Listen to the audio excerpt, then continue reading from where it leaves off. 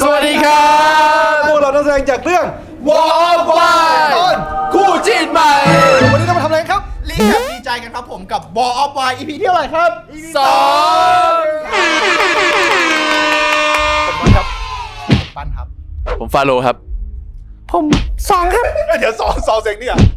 อ๋อ เสียงนี้แหละครับ ร้อนเลยนะ ผมสองครับผม เราจะเรียกว่าจากเทปที่แล้วยังสนุกอยู่เลยอยากดู EP 2 แล้ว และรอบนี้เราก็จะมาดูไปพร้อมกันอีกเหมือนเคย วีคนี้เจอ EP 2 ไปเรียกได้ว่าโอ้โหเรื่องราวเราเห็นในพี่ๆที่ลงในโซเชียลนะ ทุกคนมีดิสคัชชั่นเจอแบบถามมันแบบถามคุยกันสนุกมากเลย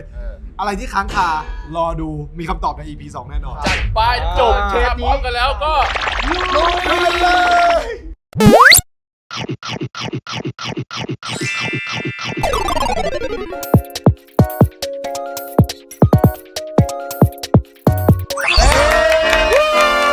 จบมาแล้วครับกับเบรกแรกของ EP ที่ 2 ครับ เข้มข้นเหมือนเดิมเข้มข้นเหมือนเดิม เข้มข้นกว่า EP 1 ใช่ โอ้โห เรียกได้ว่าอารมณ์ไต่ขึ้นทุกๆ EP เลยครับ ทำไมคุณทะเลาะกันประจำเลยอ่ะ ไม่เข้าใจ ก็คนมันแบบสนิทกันมันก็ต้องมีเรื่องที่ ก็คนถึงน็อต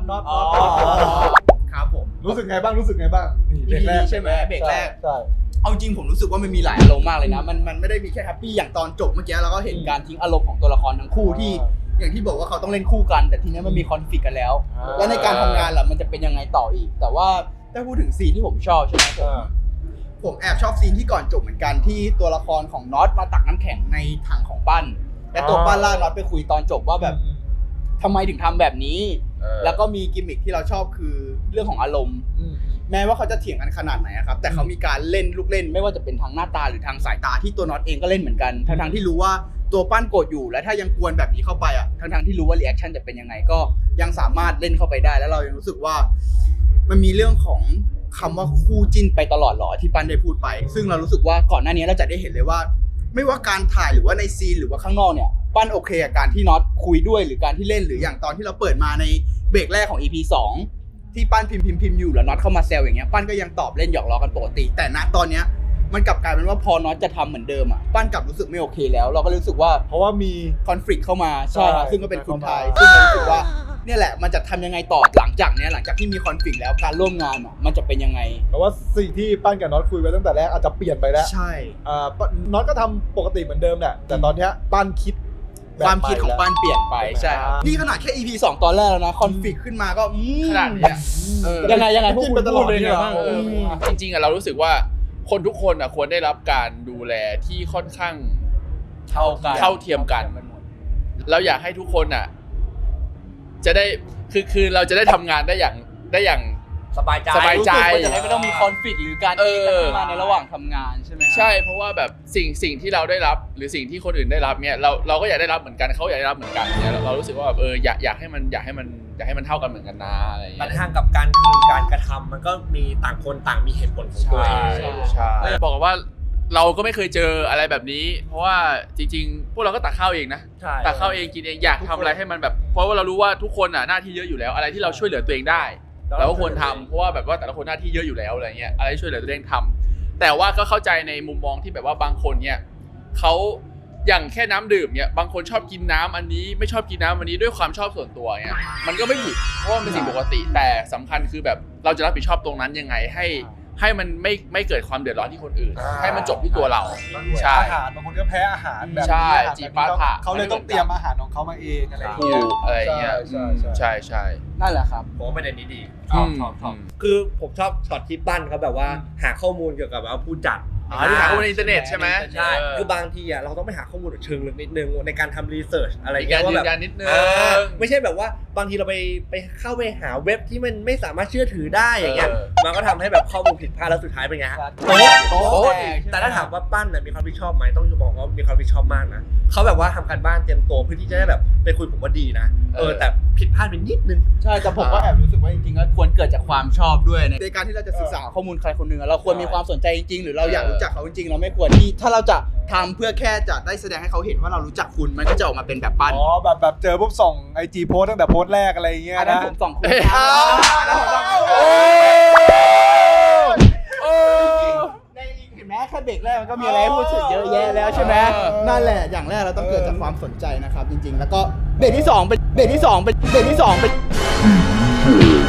ยังไงลุ้นกันแล้วใช่ไหมว่าจะเป็นยังไงกันต่อ ใจเย็น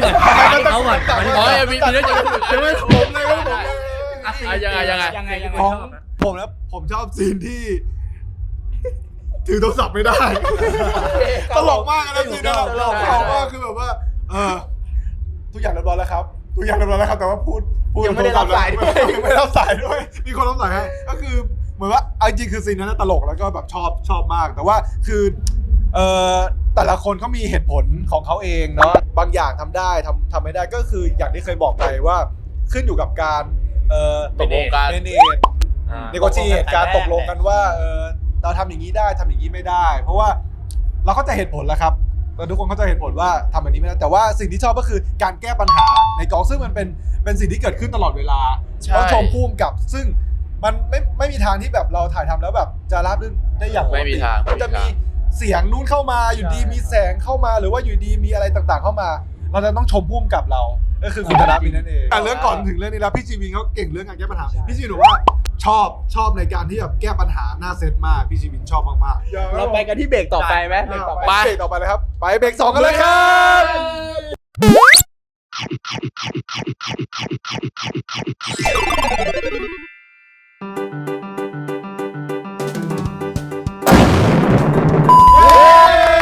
จบไปที่เรียบร้อยแล้วครับกับเบรกที่2ใน EP 2ครับโอ้โหเป็นไง ดูเดือด เป็นไงนะ ดูเดือด ทำไมมันเดือดขึ้นทุกเบรกเลยนะ เออ พักหายใจกันเลย ไม่ต้องพักหายใจเลยเดือดต่อเลย ให้น้องปั้นเขาได้แก้ตัวได้ ยังไง คุณเป็นไงบ้างฮะ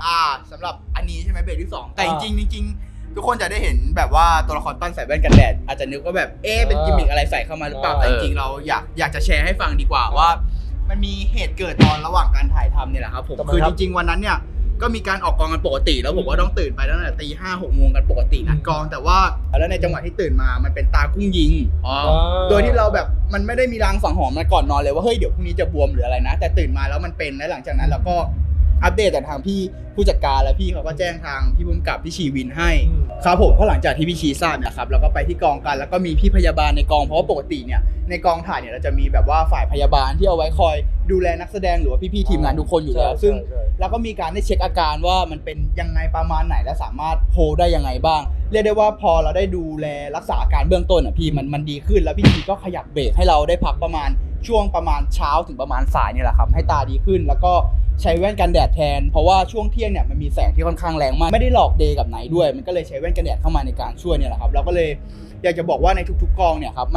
มันมีปัญหาเกิดได้ตลอดไม่ว่าจะเป็นกับทางเราหรืออาจจะเป็นโลเคชั่นหรือกับตัวนักแสดง หน้า เอง เซตอะเนาะ เป็นสิ่งที่เราไม่ได้คาดฝันและเราก็ไม่ได้อยากให้เกิดด้วย ใช่ครับผม เราก็ต้องแบบว่า keep going ใช่ keep ทำไป going ดูแลตัวเองนั่นแหละครับก็จริงๆก็เราควรดูแลสุขภาพของเราเองนั่นแหละเพื่อที่มันจะไม่ให้กระทบกับผู้อื่นในการทำงาน ว่าสำคัญมากเลยนะในมุมของการที่แบบว่าเราเจอปัญหาเฉพาะหน้าแล้วเราแก้ไขแล้วผ่านมันไปได้ อันนี้คือต้องแบบไม่ได้ชื่นชมแค่ตัวเราแต่มันต้องชื่นชมแบบทีมงาน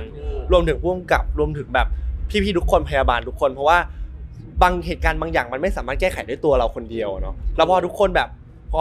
มันมาในมุมเนี้ยมันคือการที่เราทำงานเป็นทีมเวิร์กกันจริง ใช่ ๆไม่ได้ว่าแบบขึ้นอยู่กับใครคนใดคนหนึ่งอะครับผมเลยรู้สึกว่าสุดท้ายเรามันคือทีมเวิร์กอะ พี่ต้องพูดอีกอย่างหนึ่งก็คือเวลาเราออกกองกันติดๆอ่ะซึ่งเราออกกันแบบ 4-5 วันอะไรอย่างเงี้ยซึ่ง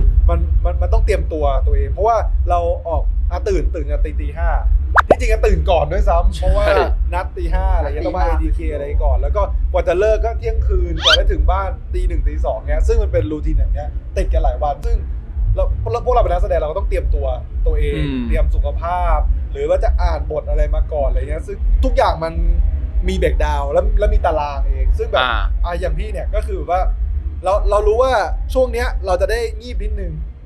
เราก็จัดการตัวเองถ่ายเสร็จปุ๊บเรามีเวลาพักนิดนึงเราก็รับผิดชอบตัวเองกินข้าวอะไรปุ๊บจัดการตัวเองเรียบร้อยแต่งหน้าซับหน้าอะไรเรียบร้อยงีบเพื่อที่จะลุยต่อซึ่งมันเป็นอย่างเงี้ยเราต้องจัดการตัวเราเองใช่ ผมต้องบอกจริงว่าในซีนอ่ะมันเหนื่อยนะคือดูเหมือนแบบว่าผ่านอาจจะดูแบบเฮ้ยก็เล่นก็ไม่ได้เหนื่อยแต่ในความเป็นจริงอ่ะเวลาซีนใช่คือบางทีซีน1กับซีน2เนี่ยคนละอารมณ์กันเลยพอมันคนละอารมณ์เนี่ยเราต้องสวิตช์อารมณ์ปุ๊บมันใช้พลังงานเยอะมากนะแล้วอย่าลืมว่าในซีนเนี่ยเราต้องแบบ ฟังคนที่เล่นคู่กับเราด้วยแล้วต้องคอนเซนเทรตในหลายๆด้านเนี่ยมันทำให้เราแบบใช้พลังงานค่อนข้างเยอะดังนั้นการที่อย่างที่เซ้งบอกเลยการที่เรารู้ตัวเองเนี่ยสำคัญมาก การคอนเซนเทรตมันเกิดขึ้นตลอดเวลาสมาธิเป็นสิ่งสำคัญมากที่นักแสดงต้องมีเนี่ยพอเรามีประสบการณ์กับการออกกองแล้วเราก็รู้แล้วว่าเฮ้ยถ้าเราสมาธิไม่ดีเราต้องฝึกว่ะเพราะเราต้องรับฟังเยอะๆมากเราต้องรับฟังไม่ใช่แค่คู่เล่นด้วยบางทีมันเกิดการคีปโรอย่างที่ทุกคนเห็นเราต้องรับบีฟเราต้องเปิดซอฟต์โฟกัสเปิด awareness ตลอดว่าเราต้องทำอะไรต่อสมาธิเป็นสิ่งสำคัญมากที่เราต้องเตรียมตัว คือพี่ชีวินเขาจะมาถามเราว่าแบบเป็นยังไงรู้สึกยังไงแล้วก็รู้สึกว่าผิดพลาดตรงไหนแล้วบางคนพี่เขาจะให้คำแนะนำของแต่ละบุคคลไปเพราะอย่างที่บอกว่ามันไม่เหมือนกันทุกคนแต่ละคนมันแก้ไขข้อผิดพลาดได้ไม่ได้ด้วยวิธีเดียวกัน ถูกต้อง ทำให้เราเติบโตไปพร้อมๆกับซีรีส์ด้วยเลยนะ จริงอันนี้เห็นด้วยครับ ใช่ คุณเองชอบซีนไหนครับ อ๋อซีนที่ผมชอบเมื่อกี้ผมชอบมากในจังหวะที่บิวเนี่ยพยายามที่จะ เล่นให้ได้ มันเหมือนเราสะท้อนตัวเราในตอนแรกๆเหมือนกันนะในการที่เราแบบทำการแสดงว่าแบบเราเข้าใจเขาว่าทุกคนอยากทำให้มันดีทุกคนอยากทำให้มันได้ แต่ว่าถ้ามันไม่ได้สิ่งสำคัญคือเราต้องไม่หยุดที่จะพยายามไม่หยุดที่จะสู้ทำมันต่อไปเดี๋ยวมันจะได้เองแล้วก็ต้องชื่นชมว่าแบบเราเห็นเลยว่ามันมีการแก้ปัญหาเกิดขึ้นอีกแล้วว่าแบบทางตัวผู้จัดการเนี่ยเขาเอา acting coach เข้ามาทันทีในการที่แบบว่าเฮ้ยถ้าติดตรงเนี้ยมันเป็นปัญหาที่แบบส่วนที่ฉันต้องรับผิดชอบเนี่ยฉันจัดการเลย ใช่ อีกมูดหนึ่งที่ชอบคือว่าจังหวะที่ปั้นเขามองลงมา แล้วปั้นรู้สึกน้อยใจว่าแบบทำไมถึงสนใจเขามากกว่าเราเนี่ยผมรู้สึกว่ามันเทียบเคียงได้กับบางอย่างในชีวิตเราว่าแบบบางคนที่เขาชอบน้อยใจว่าเอ้ยทำไมไม่สนใจฉันบ้างในมุมมองคนอื่นที่มองเข้ามาเขาอาจจะคิดว่าคุณทำได้อยู่แล้วคุณแข็งแรงอยู่แล้ว คุณไม่จำเป็นต้องได้รับการทรีตอะไรที่เพิ่มเติมแบบนี้เขาคิดแบบนี้เขาเลยไม่ได้เข้ามายุ่งอะไรกับคุณมากแต่ตัวมุมมองของคนที่แบบอยากโดนยุ่งอยากโดนสนใจบ้างอย่างเงี้ยมันก็แบบ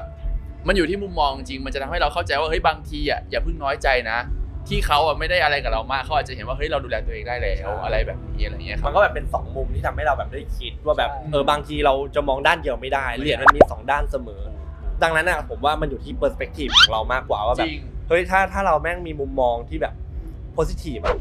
มันก็ทำอะไรให้เรามีความสุขแต่ถ้าเรามองอะไรที่มันลบไปหมดเนี่ยมันก็ทำให้เราแบบโหใช้ชีวิตแล้วก็ค่อนข้างลำบากเหมือนกันนะแล้วแบบบอสไว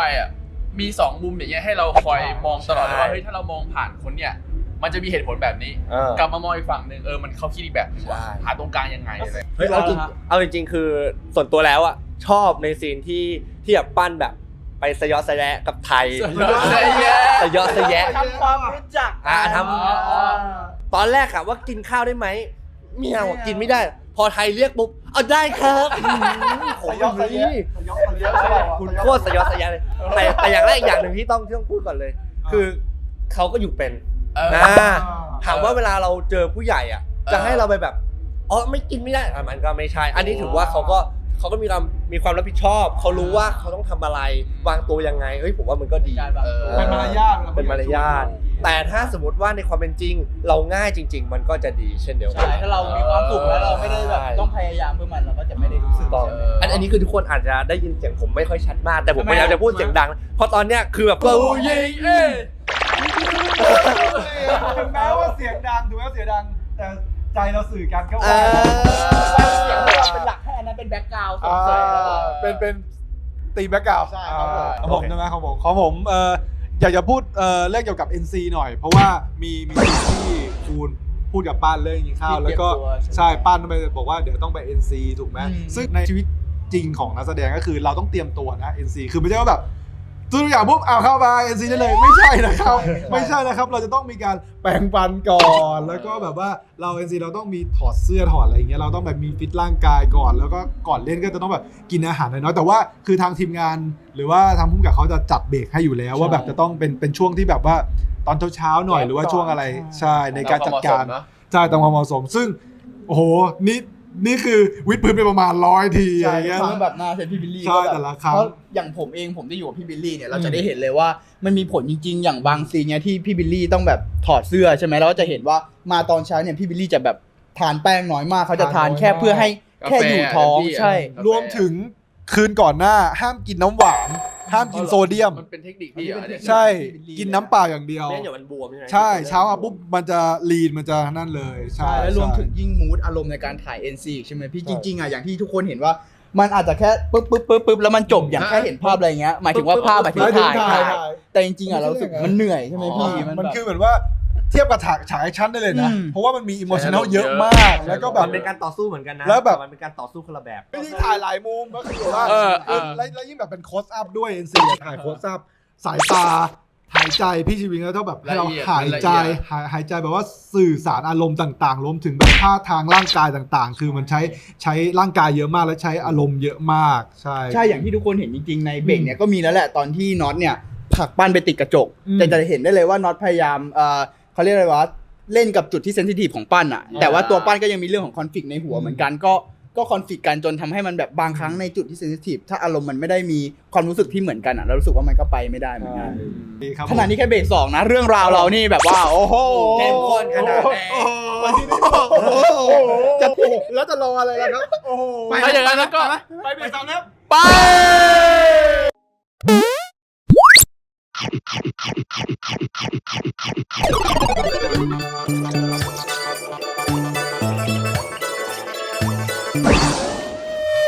นะครับกับเบรกที่3ของ EP 2 yes โอ้โห ตื่นเต้นทุกเบรก เมื่อกี้หลับตาฟังซีนหนึ่งนี่คือแบบเป็นยังไงบ้างครับ ดุเดือด เฮ้ยคุณมีสกิลหูทองคำเปล่า ผมว่าต้องใส่หูฟังนะซีนเนี้ยเดี๋ยวผมย้อนกลับไปเล่น วันนี้ ไป ใคร ดูอีก จะ รอ ดู บ เลยครับใส่หูฟังนะครับสกิลหูทองค พรสเต็มที่ ต้องลองหลับตาดูด้วยนะ ลองดู บอกเลยนะว่า เออ ที่ผ่านมาเมื่อกี้เราบอกเลยว่าถ้าใครไม่ใส่หูฟังนะ แล้วสมมุติว่าคุณไปอยู่บนรถไฟฟ้าหรือว่าบนที่สาธารณะนะ ำอุ้ย บอกเลย ขายโป๊ไหมเคยโป๊ไหม อ่า เคยนะ อาจจะยังไงเขาจะผีอย่างนี้ได้ เคยได้ยินนะ ยังไง เปิดมาปุ๊บคนแม่งมองกันเต็มเลยผมว่า เอ้ย เปล่าหนังซีรีส์ แล้วเคย ที่เราเตือนพวกคุณแล้วไปใส่หูฟังซะเพื่ออรรถรสที่มากขึ้น ด้วยใช่ เอาเรามาพูดถึงซีนที่ชอบดีกว่า อ่ะ ผมก่อน มา ก่อนผมชอบซีนกึ่ง NC ไหม ไม่หรอกเนาะ ไม่แล้วกินได้ อ่า อย่างเหตุผลที่บอกไปคือตอนเบรก2ก็คือ การเราเตรียมตัวเนาะ NC เราต้องเตรียมตัวอะไรบ้าง คือซีนนี้เราก็จะเห็นว่าแบบโหก็ต้องแบบฟิต มี กูด การวิดพื้นกัน ใช่คือเตรียมตัวแปรงฟันอะไรก่อน ใช่ แล้วก็ซีนนี้ก็คือเวลาเราเข้าด้วยกันอ่ะคือในชีวิตจริงอย่างอะไรด้วยอย่างตัวปั้นน็อตเนี่ยปั้นเขาจะมีเรื่องในหัวที่กังวลมาก่อน ใช่ครับ ซึ่งน็อตก็รู้ว่ามีสิ่งบางอย่าง เพราะว่าเขาก็รู้ใจปั้น เพราะว่าอย่างตอนไดอะล็อกที่คุยก่อนที่จะถ่าย ใช่ ปั้นก็ ใช่ เข้ามาพูดให้น็อตงงแบบอะไรวะ ใช่แต่ว่าน็อตก็ต้องทำให้ซีนนั้นผ่านไปได้ด้วยดีเพราะเขาพยายามทำทุกอย่างแต่กลายเป็นว่าทุกอย่างคือระเบิดออกมาใช่ตัวน็อตเขาก็เป็นห่วงปั้นด้วย หลังจากที่แบบปั้นสลบอะไรไปอย่างเงี้ยซึ่งตัวเราถ้าสมมติว่าเป็นบิลลี่ก็คงแบบเป็นห่วงก็คงแบบออกไปดูเซ็งอะไรอย่างเงี้ยแต่ด้วยตัวละครมันเกิดการคอนทัสกันของตัวละครอะไรเงี้ยซึ่งเคยมีเหตุการณ์แบบนี้เหมือนกันตอนถ่ายเรื่องนี้เหมือนกันก็คือแบบว่าด้วยตัวละครกับตัวเราเงี้ยมีนิสัยไม่เหมือนกันอะไรอย่างเงี้ยถ่ายเสร็จปุ๊บแต่ข้างในเราอะรู้สึกว่าแบบสงสารตัวละครเราก็แบบออกมาแล้วแบบความรู้สึกแบบร้องไห้ข้างหลังอะไรอย่างเงี้ยเพราะว่าแบบทำไมตัวละครต้องทำแบบนี้ถ้าเป็นเราจะไม่ทำแบบนี้อะไรเงี้ยมันก็แบบมีความคอนทราสต์กันแล้วแต่ว่าเราต้องเข้าใจตัวละครแต่ว่าเราจะเอาตัวเองออกมาตรงนั้นก็ไม่ได้อะไรอย่างเงี้ย ซึ่งจริงๆซีนที่ผมชอบเป็นซีนใกล้เคียงกับพี่วิลลี่เลยด้วยซ้ำซึ่งผมรู้สึกเหมือนกันว่าอย่างที่เราเห็นว่าในซีนเนี่ยมันมีการเกิดคอนฟ lict กันระหว่างตัวปั้นเราจะเห็นในซีนได้เลยว่าตัวน็อตเองรับรู้ความรู้สึกของปั้นและพยายามโฮให้มันผ่านจริงๆนะตอนนั้นอ่ะเราก็เชื่อเหมือนกันว่าปั้นไม่โอเคจากที่ผมเข้าไปแล้วผมรับรู้เลยว่าตัวปั้นไม่โอเคมากๆแต่ว่าคือเอาจริงๆปั้นเป็นคนที่ professional กับการทำงานเขาจะเป็นคนที่เป๊ะๆไม่ให้เอาอารมณ์ส่วนตัวเข้ามาเกี่ยวแต่นะซีนนั้นแม้ว่าน็อตจะพยายามประคองแล้วก็ตามมันก็ยังระเบิดออกมาอยู่ดีหลังจากซีนนั้นมาปั้นต้องกลับบ้านไปด้วยอารมณ์ที่เกิดมาจากทางกองไม่ว่าจะได้ยินพี่ไทยพูดเองหรือแม้กระทั่งเพิ่งมีคอนฟ lict กับตัวน็อตก็ตามแต่ว่าเขาก็ยังต้องคีปโกออนกับงานของเขาซึ่งมันคืออาชีพที่เราต้องมีความรับผิดชอบอยู่แล้วครับเราก็รู้สึกว่าตอนที่ผมเล่นผมก็ทัดใจตรงจุดนี้เหมือนกันรู้สึกว่าเฮ้ยตัวละครมีเรื่องหนักหัวมากเลยนะแบบเรื่องให้คิดเยอะแยะมากเพราะว่ามีคอนฟ lict ต่างๆแต่ว่าพอมันถึงเวลางานที่เขาต้องตรงลงงานตามดิวลูกค้าก็ต้องทำแม้ว่าตัวเองจะรู้สึกยังไงก็ตามแต่เราต้องตัดเพื่อที่จะให้งานมันออกมาได้ดีที่สุดแต่ก็อย่างที่เห็นว่าคอนฟ lict กับตัวปั้นกับน็อตเนี่ยไม่รู้ด้วยซ้ำว่าจะเป็นยังไงต่อหลังจากที่แบบเป็นลมมาและรวมถึงเหตุการณ์ที่ได้ยินมาอีก แต่ผมชอบซีนนี้เหมือนกันนะ เพราะว่าผมเห็นถึงความแบบ ทุกคนดูใส่ใจกันจริง ๆ ในกอง เพราะว่านะความเป็นจริงอ่ะมันเป็นอย่างนั้นจริง ๆ เพราะว่านะซีนจริงๆเวลาเราเล่นแล้วถ้าเกิดใครเกิดอุบิเหตุบางอย่าง หรือเกิดเหตุการณ์ที่แบบเฮ้ยอยู่ดีเขาไม่คาดคิดอะไรเงี้ยทุกคนแบบพร้อมเข้ามาซัพพอร์ตแล้วพร้อมมาช่วยเหลือจริง เหมือนตอนเราถ่ายตอนทีเซอร์ที่เป็นฉากต่อสู้อะที่แบบว่ามันมีแบบสมมติล้มอะไรกันแบบทุกคนกูแบบพร้อมภายในแบบ1 วิอ่ะ ใช่ แล้วพี่อ่ะมีชอบซีนไหนกันไหม ผมชอบซีนที่ปั้นไม่ได้ยินอ่ะได้ยินไทยพูดอ่ะ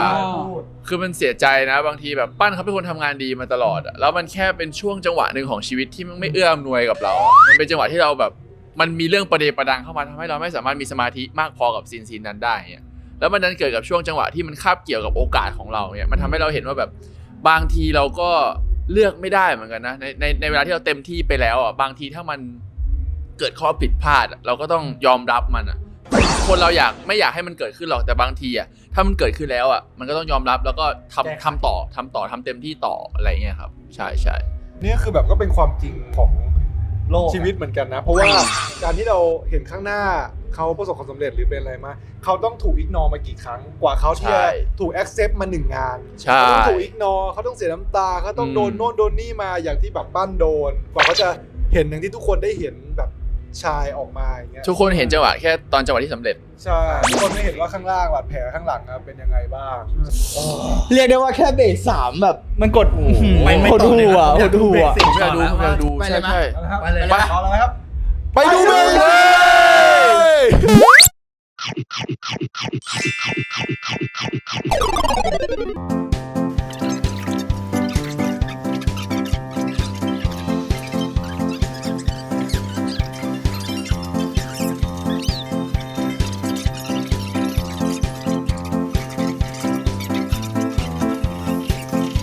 A few moments later. จบไปแล้วครับเบรกสุดท้ายของ EP 2 โอ้โห เรียกได้ว่าจบทั้งน้ำตานะครับ EP นี้ อารมณ์น้องปั้นไม่เป็นไรนะ ไม่ไหวแต่ขอบคุณคุณน็อตมากนะที่อยู่ข้างๆเรา เอาไม่เป็นไร เดี๋ยวพี่บิลลี่ดูแล ปัดเราออกเลยดีกว่า เราให้ผมไปอยู่ที่อื่นเลยดีกว่า เรายังจำเป็นอยู่มุ้ย ยังไงเป็นยังไงผม ซี ไม่ น ช ที่ช อ อ บบ ซีนที่ชอบ สิ่งที่ชอบผมเลยว่าผมชอบสิ่งที่พี่คูณแบบมีการแบบตึ๊กรู้กัน เรียกว่าคุณทันคน จังหวะที่นี่ทุกคนจะได้เห็นแล้ว ใช่ ว่าน้องเซอร์ไพรส์ของเราก็ พี่เซอร์ไพรส์ก็มา เชิญนะครับผมใช่เพราะว่าแบบว่าตอนนั้นพี่คุณคือเพียงแค่แบบส่งสายตาแล้วก็ ต้องชมผลลัพธ์ด้วยรับไว ผลลัพธ์ รับ ด้วย ไว ไง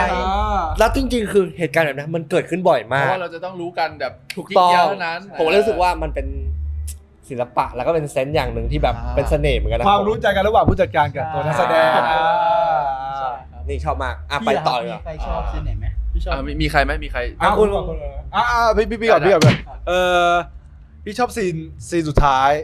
ซีนโซฟาใช่คือเราชอบในมุมมองของการที่แบบอย่างผมกับเซ้งเงี้ยเราไม่เคยคิดว่าเราเป็นคู่จิ้นกันเราแค่คือผมแค่รู้สึกว่าแบบมีคนหนึ่งที่รู้ใจเราแล้วก็คนหนึ่งที่เรารู้ใจเขาในการที่แบบเขาจะเจออะไรต่างๆมาทั้งในกองถ่ายหรือว่าเจอเวลาออกงานอะไรต่างๆเราคุยด้วยกันตลอดซึ่งเป็นอย่างที่แบบน็อตห่วงความรู้สึกของปั้นอย่างมากในการที่แบบไปเจอเหตุการณ์นี้มาทำไมชอบคิดว่าตัวเองอยู่ในโลกคนเดียวทั้งที่แบบกูก็อยู่ข้างๆมึงตลอดอย่างเงี้ยก็เหมือนแบบเราแค่อยากช่วยเขาแบบว่าอยากให้เขาหาทางออกให้ได้อยากให้เขามีความสุขในการทำงานอะไรเงี้ยก็อยากช่วยก็อยากให้แบบป้านหันมามองเขาบ้างอะไรเงี้ยก็เป็นเหมือนชีวิตจริงคือแบบเราก็คุยกันตลอดปัญหาต่างๆแบบเวลาไปเจอออกงานอะไรเงี้ยมีปัญหาอะไรก็จะถามน้องเอ้ยเจออันนี้มาแล้วรู้สึกไงบ้างเฮ้ยปล่อยผ่านมันอย่าไปซีเรียสซึ่งทุกคนมีสิทธิ์ที่จะพูดมีสิทธิ์ที่จะทำในสิ่งที่ตัวเองต้องการแต่ว่าเราก็มีสิทธิ์ที่จะเลือกที่จะเสพเหมือนกันว่าเลือกที่จะรับอันนี้เลือกที่จะไม่รับอันนี้เหมือนกันใช่ เป็นเรื่องสำคัญเหมือนกันนั้นในยุคที่ทุกสิ่งทุกอย่างที่เข้ามาหาเรามันเข้ามาหาได้ง่ายมากและทุกคนมีสิทธิ์พูดมากกว่าเดิมด้วยซ้ำในทุกวันนี้อะไรเงี้ยเพราะฉะนั้นแบบเราสงสารปั้นเหมือนกันนะเมื่อกี้เป็นซีนที่ผมชอบเหมือนกันเพราะว่าความรู้สึกหนึ่งคืออย่างน้อยๆมีคนหนึ่งที่เข้าใจปั้นตลอดมันเป็นความสัมพันธ์ที่โคตรอบอุ่นไม่ว่าปั้นจะรู้สึกแย่แค่ไหนไม่ว่าปั้นจะแบบคนอื่นจะไม่เข้าใจเรายังไงมันมีคนที่รู้จักเราดีที่สุดอยู่อย่างน้อยแค่คนเดียวมันทำให้ทุกอย่างแบบ โลกใบนี้มันน่าอยู่ขึ้นว่ะมันทำให้เราแบบต่อสู้ขึ้นว่ะอะไรแบบเนี้ยใช่แล้วยิ่งพอพี่ พอพี่พูดถึงเรื่องของตัวละครกับการไว้ใจใช่ไหมผมย้อนไปตอนที่ในซีนห้องแต่งตัว เราจะเห็นว่าปั้นเนี่ยมีเรื่องในหัวมีคอนฟ lict ต่างๆมาตั้งแต่ต้นแล้วก็ไม่ว่าจะเป็นใน EP แรกหรือในเบรกก่อนหน้านี้ก็ตามปั้นจะมีเรื่องที่นั่งคิดอยู่ในหัวตลอดเสมอแล้วขาดอย่างเดียวเลยคือเขาขาดคนที่เขาจะแชร์ด้วย เราจะเห็นได้เลยว่าเขาจะนั่งคุยกับตัวเองคุยอยู่ในหัวของตัวเองเสมอแล้วก็ได้คำตอบของตัวเอง แต่ว่าเรารู้สึกว่าอย่างของผมใช่ไหมที่ผมได้รับปั้นอ่ะมันมีไดอะล็อกหนึ่งของตัวน็อตที่เป็นการเตือนสติของปั้นในจังหวะของห้องแต่งตัวที่ว่าเราทำเพราะเราอยากทำเราไม่ได้ทำเพราะเราต้องการเซอร์วิสและจุดนั้นแหละมันคือเป็นจุดที่ทำให้ปั้นค่อยๆเปิดประตูของตัวเองออกมาว่าเฮ้ยหรือว่าสิ่งที่เราคิดมาเองตลอดคนเดียวมันจะไม่ใช่ทั้งหมดวะหรือว่าเราแค่คิดผิดแค่เราลองเปิดใจแล้วลองฟังในสิ่งที่คนข้างๆเราพูดอ่ะแล้วเราจะรู้สึกได้จริงๆว่าเขาพูดจากความรู้สึกเขาจริงๆหรือเป็นยังไงมันเลยส่งมาถึงซีนโซฟาเหมือนกันที่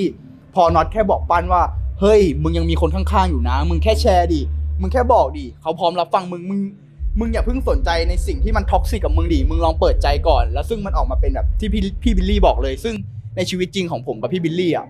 คือไม่ว่าเราจะมีปัญหาอะไรอ่ะครับคือเราได้การแชร์กันนะครับเราเลยรู้สึกว่าเร